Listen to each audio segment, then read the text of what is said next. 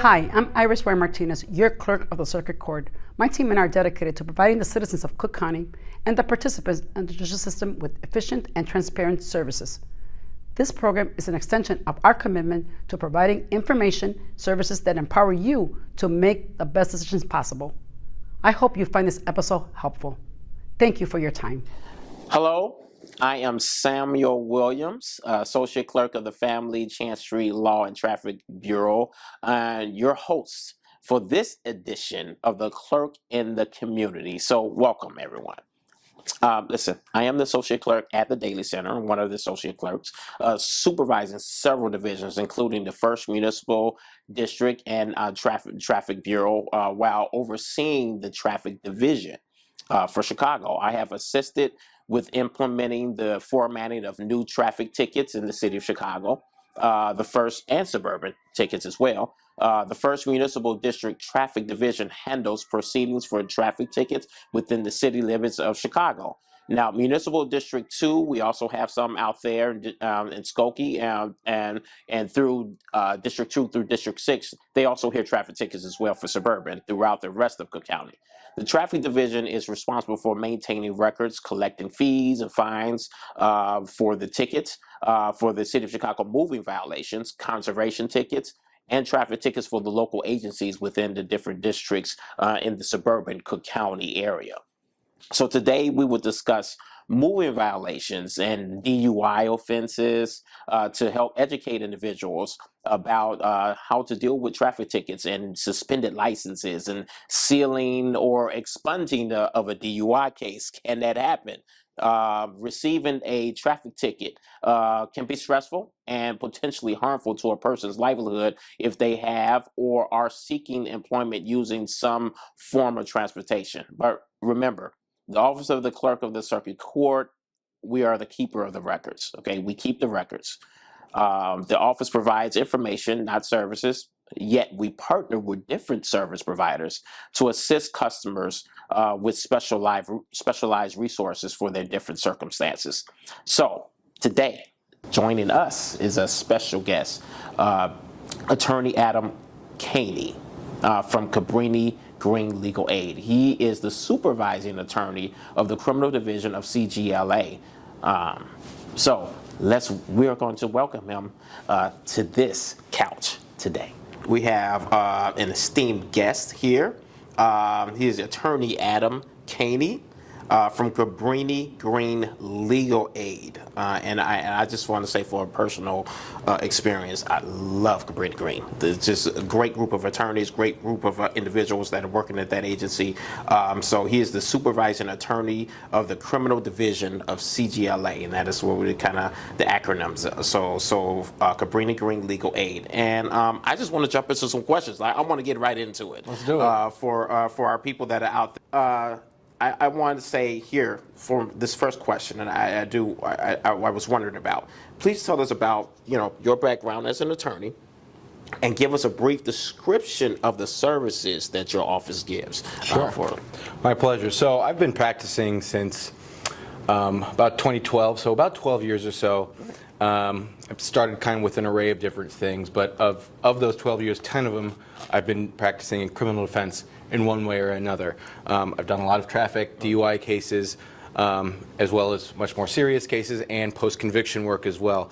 So I've spent a lot of time in the criminal courtroom, and I've been at CGLA for the past 6 years as the criminal defense supervising attorney, and that's an organization that really serves to serve individuals in the community who have been impacted by the criminal justice system in one way or another. Be that through criminal defense services, which my program does, direct representation in court, but also collateral consequences, sealing and expungement relief, as well as certain civil relief, such as family issues and housing issues, if those issues are stemmed from some kind of a criminal record or criminal arrest. We help you with that. So we try to provide holistic services to individuals impacted by the justice system. On top of that, we have a great support staff, including just a wonderful team of social workers who help provide stability to our clients as they go through their legal process to really help make them whole and help get them back out in the community without any of those issues that may lead to an arrest or not being able to find a job because of a prior record. Wow. Good stuff. Good stuff to hear, man. 12 years. That's saying a lot, man. And that, be able to keep with that for that long. That's a good deal. That's a good deal. And so now I'm going to delve into, and I know we said of the criminal division of CGLA, but what is closely related into the criminal, which I think they're all come together in the Criminal Traffic Act, right? There's is traffic. So I wanna ask you some questions specifically about traffic and traffic division. All right. Okay. So I'm sure there probably be criminal is kind of closely related. It's all under the Criminal Traffic Act. I think when they came up with laws and things like that, they do go almost closely related. Absolutely. So I want to ask you. So people also often think that they understand the difference between moving violations and parking tickets, or red light camera tickets, and some people don't even know that, of course, some other camera tickets, speeding camera tickets. It was just I'm throwing that in there because you can get those type of camera tickets. Would you explain the difference for us? Sure. Well, typically a moving violation is going to be something where you find yourself getting pulled over by the police, speeding, running a red light if the police are catching you do it, improper lane usage, running a stop sign, all those kinds of things. You're going to get pulled over by a police officer. They're going to walk up to your car and potentially issue a citation. These other things are not administered directly through the police. It's going to be, a parking enforcement officer or these, computerized systems that we have around the city to catch people if they're going too fast through, a school zone, or if they're running certain red lights throughout the city. But those will come to you in the mail, typically after the fact. And those aren't generally going to be citations that'll go against your license, because those kinds of citations, they can't really prove who was driving the car or who parked the car illegally.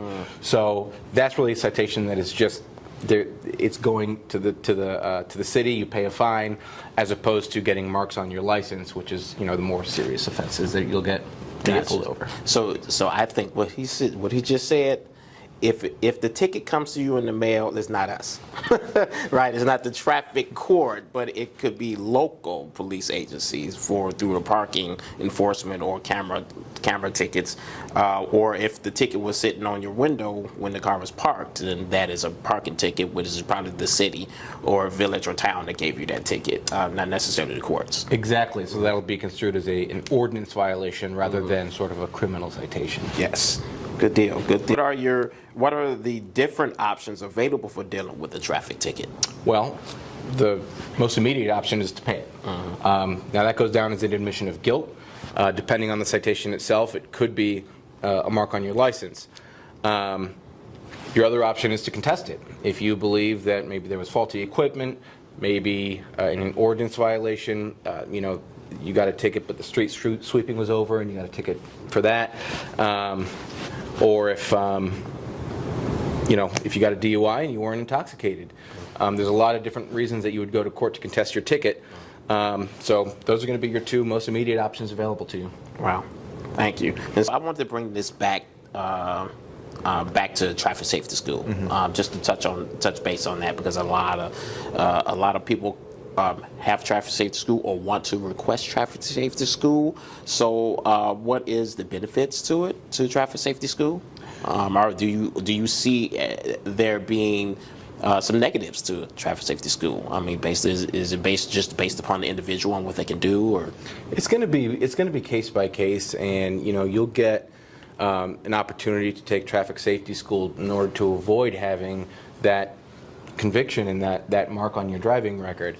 If you can get an agreement with the state to attend traffic safety school, if you complete everything successfully, but for all intents and purposes, the case gets sort of dismissed or vacated at the end of that period, and it keeps your record clean, and it can also keep your insurance premiums low, if that is something that is a concern as well. So something that will probably benefit a lot of people who don't want to put that on their record. They want to go ahead and attend traffic safety school, and I do know that and typically it's a 4-hour course. I think so. Right, yeah, typically it's like a 4-hour course. I do know that there's also an ability, depending on, so when we were speaking, and we're going to jump back into because we have other questions about DUIs, but I do know if some particular reason the judge is able to bring that down, if they may order an 8-hour. There's even an 8-hour course, and these courses are now, when COVID hit, they were all online. And so I think they have now started to go back in person if you want, but most people are able to do online class, right? Yeah. Yeah. It'd be very convenient. Yeah, and you can pay for that. And I believe that the information is on the tickets too that the officers give you. So you can definitely kind of look on the back of the ticket. That information will be on the back of those tickets. So how can traffic tickets impact someone's driving record? How can it impact their driver's license and let's just say this, even their insurance premiums? Right. Well, the Secretary of State is going to keep their records. They're going to have a record of your driver's history. And if you accumulate certain kinds of citations, especially within a certain window of time, you can find yourself in some trouble. For example, if you get 3 or more speeding tickets within about a 12-month period, odds are your license is going to get suspended. And then as far as your insurance, you're going to have to read your own policy. But generally speaking, even a single speeding ticket can raise your insurance by upwards of 20+%. So the only way to get that to come down would be to maintain a clean driver's record for a period of 1 to 2 years plus. And then your premiums would come back down. But if you keep accumulating these violations, you're going to end up paying a lot more. And so when you said receiving 3 more tickets, that means that the tickets, those are guilties. And if those are guilties, that's an excellent clarification. Yeah, there would have to be actual convictions. So you paid the tickets and you admitted your guilt, or you went to court and contested them unsuccessfully, and they're coming on your record as convictions. Yes. Which means if you have something where you chose traffic safety school or supervision, which means that won't necessarily count as long as you adhere to the supervision through however how long it is. Usually it's 6 months or whatever. Yeah. If you can clear that supervision period of time, then that won't necessarily go onto your record. Correct? Exactly, because supervision goes down as actually a non-conviction, even though it's still a finding of guilt. It's kind of a nuance in the law. Good deal. Thank you. So it now, of course, speaking of that, about the suspension, how can an individual renew their license if it has been suspended? Well, you're going to be suspended for a period of time. It could be 6 months, it could be 1 year, it could be more than that. So if your license is suspended, you're going to have to wait that period of time before you can pay a reinstatement fee to the Secretary of State's office and then get your license back. If during that period you need driving privileges, you'll need to ask them directly if you can get a special kind of a driver's permit to get to work. If there's no other way for you to get to work, get your kids to school or whatever reason. They don't hand those out like candy. It's hard to get. And beyond that, I'd be remiss if I didn't bring up if your license is revoked. That is going to require a formal hearing with the Secretary of State's office at one of their offices, where you're going to have to ask them to reinstate your license. So the more you accumulate, the worse it gets. It's going to be a lot harder to get your privileges back. Wow. Thank you for that information. So let me ask you, what is the difference between minor and major traffic violations? Well, it really comes down to what the potential consequences are. A minor traffic violation is what we kind of refer to in the legal field as a petty offense. So it's going to be only punishable by fine. It does not carry a potential jail sentence.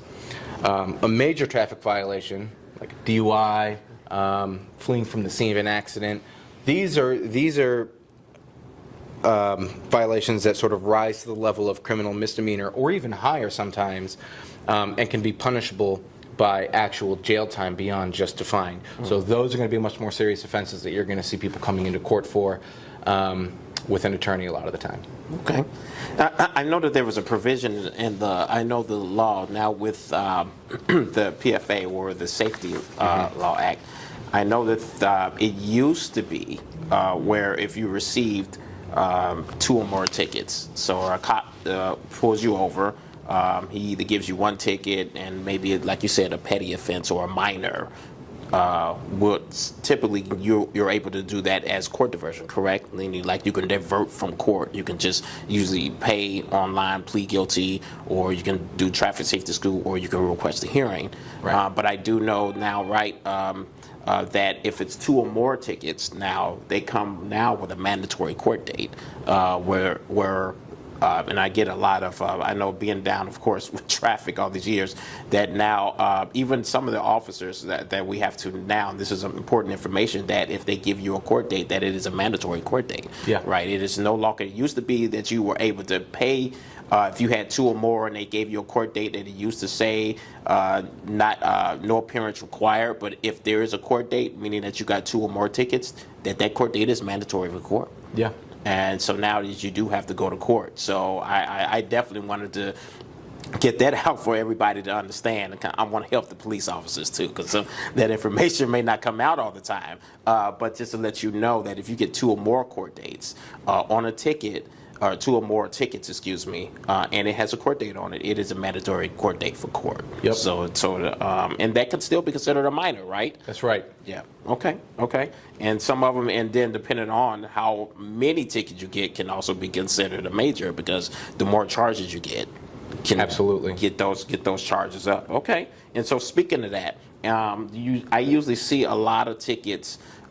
Usually with a DUI, because if a person is driving under, and so a DUI, of course, is driving under the influence, they can rack up a number of violations if they were under the influence. And so some may think and they understand what a DUI is, but would you please define officially what a DUI offense is?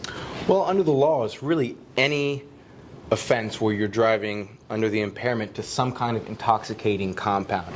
Most generally, you're going to hear about alcohol. And that's the most commonly prosecuted one. They have breathalyzers where you can blow beyond a 0.08% blood alcohol level and be found guilty of a DUI. But it's not limited only to alcohol. You can be guilty of a DUI if you're driving under the influence of cannabis, which is also legal in the state of Illinois.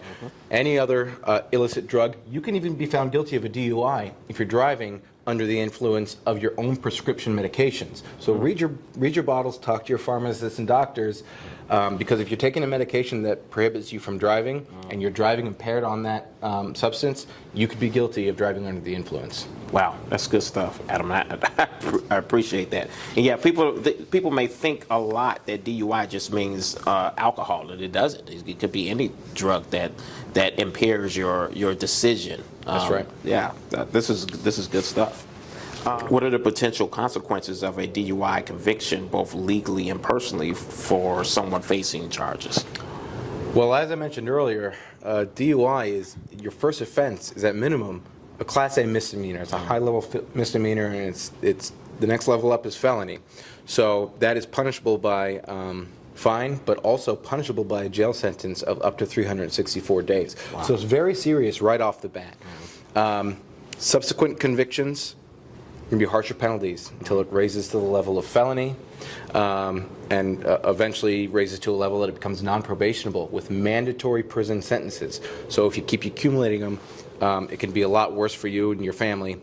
You're also going to be facing a suspension of your license. If you're convicted of a DUI, your license will be suspended for at least a period of 12 months, but accumulating convictions will get you longer suspensions, and that can really make it more difficult for you to get to work on time, to get your kids to school, and all those little things that you use your car for, getting groceries. You're going to find yourself in a more difficult position, having to use public transit. And even if it takes you 2 hours to get to work, I've seen administrative hearings where they're not really likely to give you driving privileges during that suspension, just because it takes you 2 hours to get to and from work on the trains and buses. Gotcha. So leading into this, and I told y'all earlier, CGLA, which is Cabrini Green Legal Assistance or Aid. Hello. See, thank you. Thank you for assisting me on that proper word, aid. They are phenomenal. Like, our office has worked with them for years. They also have a couple of places in the courthouse where you can come down, you can schedule, or you can go online, schedule to meet with them. And they deal with expungements a lot. A lot of expungements. Big time. Very helpful when it comes to expungements. And so I do want to ask you, as far as, are there any options in expunging or sealing a DUI conviction from your record? There is not.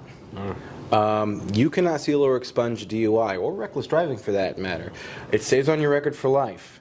And I know that sounds harsh, but you have to keep in mind, you can't take these records away from the Secretary of State's office, because they need to know what someone's driving record is, whether or not they're going to have the ability to maintain their license. So if you get a DUI on your record, it will be on your record for the rest of your life.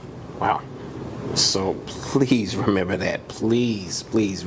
I may need a ride. I may need you to drive me or something, you know. So please, everybody, just be very careful about that when you decide to get behind the wheel. We want to make sure that everybody has their privilege to drive if they need to get people where they need to go.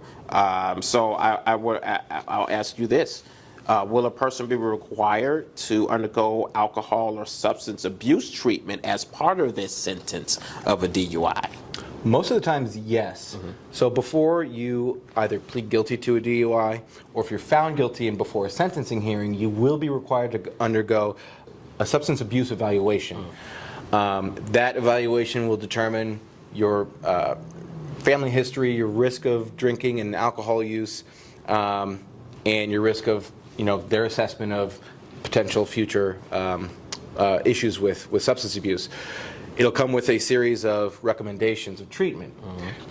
Usually, once you plead guilty or you're found guilty in a sentencing hearing, the recommendations are probably going to be part of that sentence. And judges are not, they don't hold back from even adding more conditions to that sentence as well, more treatment if they feel that it's needed. So yeah, the vast majority of convictions are going to have treatment as part of the sentence. So along the lines of, and this is going to be along the lines of the DUI questions that I asked about, and just we know that the traffic stops can be stressful situations, right?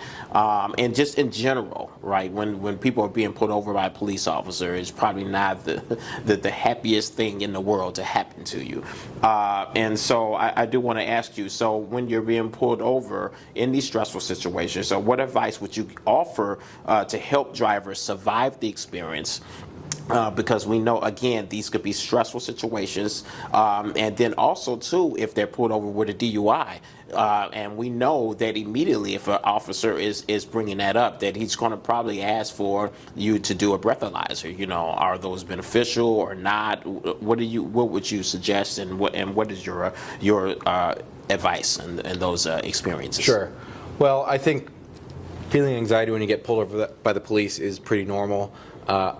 I get nervous when I get pulled over by the police. I have a law degree and a law license, so it's perfectly normal. But stay calm. Make sure that you have your papers in the car, registration, proof of insurance. Never get behind the wheel without your license, and that'll get rid of a lot of the headache, and you'll just go through the motions if you're getting a citation. But obviously, if you're being suspected of a DUI, that anxiety is going to go up a bit, right? And if an officer asks you to do a breathalyzer test, it's important to know that you have the absolute right to refuse to take that breathalyzer test. However, if you do, your license will be suspended for a period of time. It's called statutory summary suspension. So just by virtue of refusing the breathalyzer test, your license is going to get suspended by the Secretary of State's office. Doesn't mean you're guilty, doesn't mean you're getting a conviction. So many lawyers will advise you not to take a breathalyzer because it's going to make a defense attorney's life a little bit easier in court, and it's going to make the prosecutor's life a little bit more difficult in court to be able to prove their case against you beyond a reasonable doubt. But it's important that you are equipped with the knowledge that you will be facing a mandatory suspension just by virtue of refusing to take the breathalyzer test. So please keep that in mind. And I would be remiss if I didn't mention that a traffic stop is very oftentimes a window into much more serious crimes. So please be aware of who's in your car, be aware of contraband in your car, because most of the cases that we get in our office and most of the cases that we are defending in court, even for higher level felonies, a lot of times they start with a traffic stop. So just be careful out there, remain calm, and remain safe. Wow, thank you. So, Adam, this has been a true blessing and you're a great resource. Again, ladies and gentlemen, this is Adam Kaney from Cabrini Green Legal Aid. Thank you again for sharing your expertise with us. It's been an absolute pleasure. Thanks so much. Thank you. Thank you so very much. Well, thank you, Attorney Adam Kaney.